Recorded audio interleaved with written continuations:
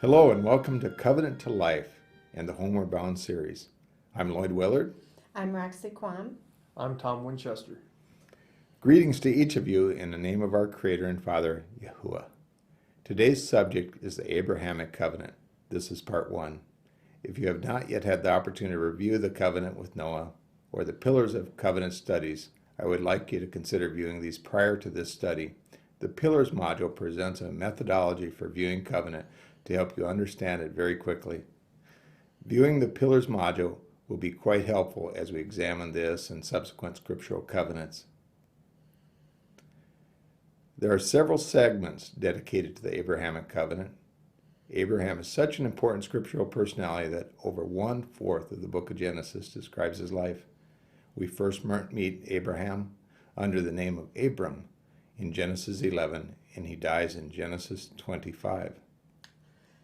It is a fair question to ask why this one man, or for that matter, the covenant that is struck with him, is worth such scriptural attention. Before we start looking at the long journey which led to the Abraham covenant, we're going to give you a snapshot of the end from the beginning. Together, let's look at Genesis 17, and we will see what the future holds for this otherwise ordinary man from history.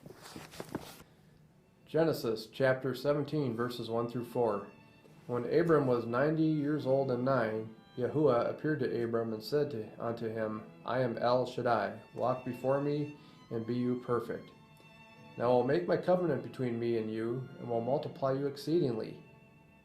And Abram fell on his face, and Elohim talking with him, saying, As for me, behold, my covenant is with you, and you shall be a father of a multitude of nations. Neither shall your name be any more be called Abram, but your name shall be called Abraham. For the father of a multitude of nations I have made you. And I will make you exceedingly fruitful, and I will make nations of you, and kings shall come out of you. And I will establish my covenant between me and you and your seed after you throughout their generations for an everlasting covenant, to be an Elohim to you and to your seed after you.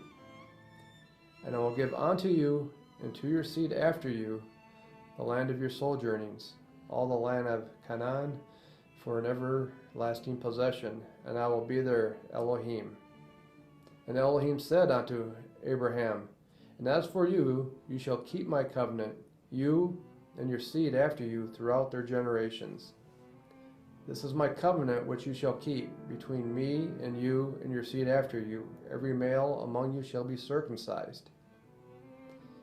And you shall be circumcised in the flesh of your foreskin, and it shall be a token of a covenant between me and you. And he that is 8 days old shall be circumcised among you, every male throughout your generations. He that is born in the house, or bought with money of any foreigner, that is not of your seed. He that is born in your house, and he that is bought with your money, must be circumcised. And my covenant shall be in your flesh for an everlasting covenant. And the uncircumcised male who is not circumcised in the flesh of his foreskin, that person will be cut off from his people. He has broken my covenant. If you have had the opportunity to view the Pillars of Covenant series, you will recall that covenants have specific, recognizable parts. This covenant is clearly stated. In Abram's future, the following will occur. A covenant is made between Yahuwah and Abram. Abram will be multiplied exceedingly. Abram will become the father of many nations. Abram's name will be changed. Kings will come from Abram's offspring. The covenant will be everlasting. Yahuwah will give to Abram the land of Canaan for an everlasting possession, and Yahuwah will be their Elohim. Yahuwah will be the Elohim of Abram and his offspring. The sign of circumcision as evidence of the covenant is established. Abram will be required to circumcise all the males of his offspring and his household as a sign of an everlasting covenant. A requirement to enforce the sign of circumcision is given. Those who refuse circumcision will be cut off from his people, having broken the covenant. Abram is not told of what will come. He was 75 years old when Yahuwah told him in Genesis 12, verse 1, to leave his country, kindred, and his father's house. He was 99 years old when Yahuwah made these covenants with him. In a sense, you know more about Abram's destiny and life than he did for nearly 99 years of his life. This covenant foundation would affect not only Abram and his family, but also the entire global community in time. I hope we've captured your interest. Now let's start at the beginning of Abram's journey. Before we begin looking at the covenant with Abram, it's worth looking at some historical perspectives of what occurred from the time of Noah until Abram was born. This timeline details the calculated years of the births and deaths for Noah and each generation through the lineage of his son Shem until Abram is born. Let's pause for a few moments and study it together. Look at that.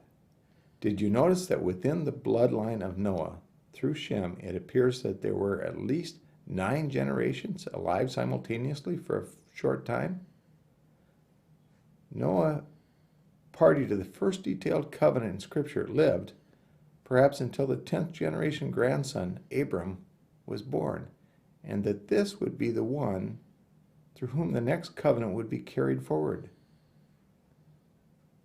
In other words, through Shem's bloodline from Noah, through whom Abram was eventually born, the carrier of one covenant would live to a time when the carrier of the next covenant was born.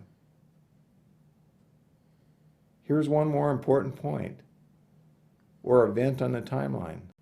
We've added this point to show that in the whole scheme of things, it wasn't very long from the time when the earth was corrupted before the flood until the corruption had progressed to an extent that again, our Creator, Almighty Yahuwah, would begin to bring discipline to this situation.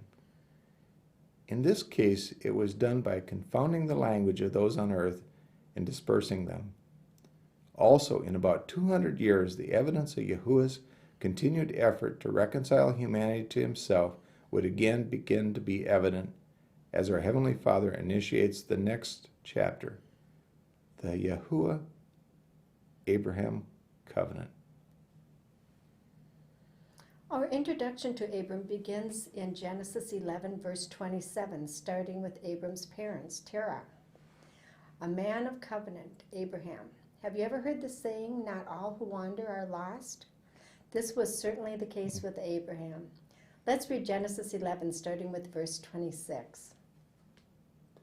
And Terah lived 70 years and procreated Abram, Nahor, and Haran. Now these are the generations of Terah. Terah procreated Abram, Nahor, and Haran procreated Lot. And Haran died before his father Terah in the land of his birth, in Ur of the Chaldees. And Abram and Nahor took them wives. The name of Abram's wife was Sarai, and the name of Nahor's wife, Milcah, the daughter of Haran, the father of Milcah, and the father of Ishkah. And Sarai was barren, she had no child. And Terah took Abram his son, and Lot the son of Haran, his son's son, and Sarai, his daughter-in-law, his son Abram's wife. And they went forth with them from Ur of the Chaldees to go into the land of Canaan. And they came unto Haran and dwelt there. And the days of Terah were 205 years, and Terah died in Haran. This map illustrates the beginning of Abram's journey. As the map shows, Terah took his family north from Ur, up past the unfinished ruins of Babylon, which is in the nation of Iraq today, west of Euphrates River, northwest to Haran. It was there that Abram's father died. This leads us to Genesis 12. Let's read verses 1 through 6 together. Now Yahuwah said unto Abram, Get you out of your country, and from your kindred, and from your father's house, into the land I will show you. And I will make of you a great nation, and I will bless you and make your name great, and you will be a blessing. And I will bless them that bless you, in verse 3. And him that curses you I will curse, and in you shall all the families of the earth be blessed. So Abram went, as Yahuwah had spoken unto him, and Lot went with him. And Abram was 75 years old when he departed out of Haran. Going forward to verse 5. And Abram took Sarai his wife, and Lot his brother's son, and all their substance that they had gathered, and the souls that they had gotten in Haran. And they went forth to go into the land of Canaan, and into the land of Canaan they came. And Abram passed through the land unto the place of Shechem, under the oaks of Moreh, and the Canaanites was then in the land. What we've observed thus far is that Yahuwah is moving Abram, his nephew Lot, and his wives and possessions toward new locations. The beginning of the journey appears to be initiated by Abram's father Terah. This journey was from Ur to Haran. This distance is approximately 700 miles. Terah dies, and Yahuwah instructs Abram to leave the household of Terah and his kindred and go where Yahuwah would lead. The response of Abram is given as a simple statement in verse 4. Tom, would you read that? Sure. Genesis 12:4. So Abram went as Yahuwah had spoken unto him. I have a question for you. I will warn you in advance that this question goes deeper than it seems. This is the question. Is Abram in a covenant with Yahuwah at this time? What do you think? Before you answer, carefully think about what has been read. Is Abram in a covenant with Yahuwah at this time? The answer is yes, but not the covenant that would be natural to think about. The covenant that will happen, which is usually referred to as the Abrahamic covenant, has not yet occurred. Notice the faithfulness of Abram. It appears that with little discussion he prepared to depart for a destination which was yet unknown, for the simple reason that he was told to. We'll continue down this route in a few seconds, but the covenant that Abram was included in is the covenant following the flood in Genesis 9:9. Genesis 9, verses 8 through 10.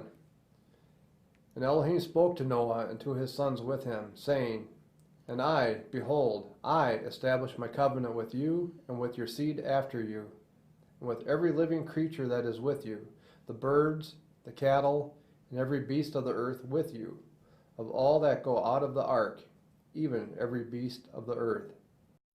And I will establish my covenant with you, neither shall all flesh be cut off any more by the waters of the flood, neither shall there any more be a flood to destroy the earth. And Elohim said, This is the token of the covenant which I make between me and you and every living creature that is with you for perpetual generations. I do set my bow in the cloud, and it shall be for a token of a covenant between me and the earth. I apologize for what may seem like an unrelated retreat in time. The reason we jump backwards is to make 2 points. First, that the covenant with Noah was also a covenant with Abraham, and it is a covenant with each of us also. And secondly, that covenants don't expire when another is introduced. Yahuwah's covenant with Noah included, quote, perpetual generations. Abram would have been reminded of that covenant and the source of that covenant each time he saw the rainbow in the sky, just as we are. Now let's return to Abram's experience in Genesis 12, starting with verse 6. And Abram passed through the land unto the place of Shechem, under the oaks of Moreh. And the Canaanite was then in the land. And Yahuwah appeared unto Abram, and said, To your seed I will give this land. And there he built an altar unto Yahuwah, who appeared unto him. And he removed from there to the mountain on the east of Bethel, and pitched his tent, having Bethel on the west and Ai on the east. And there he built an altar unto Yahuwah, and called upon the name Yahuwah. And Abram journeyed, going on still toward the south. Here we see something which is interesting. Yahuwah appeared to Abram and made this commitment to him. To your seed will I give this land. Abram's reaction is given in the rest of verse 7. There he built an altar unto Yahuwah, who appeared unto him. He then moved to the east of Bethel, and there he built an altar to Yahuwah and called upon the name of Yahuwah. Let's ask that covenant question again. Is Abram in a new covenant with Yahuwah yet? No, not yet. Yet Abram is building altars and calling on Yahuwah's name. He has received a remarkable commitment from Yahuwah, but it has not yet risen to the level of a covenant. While a commitment of undeserved favor from the Creator of the universe is a remarkable gift, it is not the same as a covenant. Let's look at our map again and see how far Abram has now ventured from Haran. Abram was 75 years of age when he departed Haran. It looks like approximately 900 miles from Haran to Bethel by the route Yahuwah led him, his family, and those accompanying him. But Abram's journey was not over yet. The remainder of chapter 12 describes Abram's journey into Egypt. We won't read the rest of chapter 12. It's a confusing chapter, but not because of the question of covenant or the route that he would take, but the soundness of one of his decisions. Abram went in poor and left with his life intact and with many possessions, quite simply saved and prospered by undeserved favor from Yahuwah. Grace. Let's continue with Abram on his journey by reading together Genesis 13, verse 1 to 4. And Abram went up out of Egypt, he and his wife, and all that he had, and Lot with him, unto the south. And Abram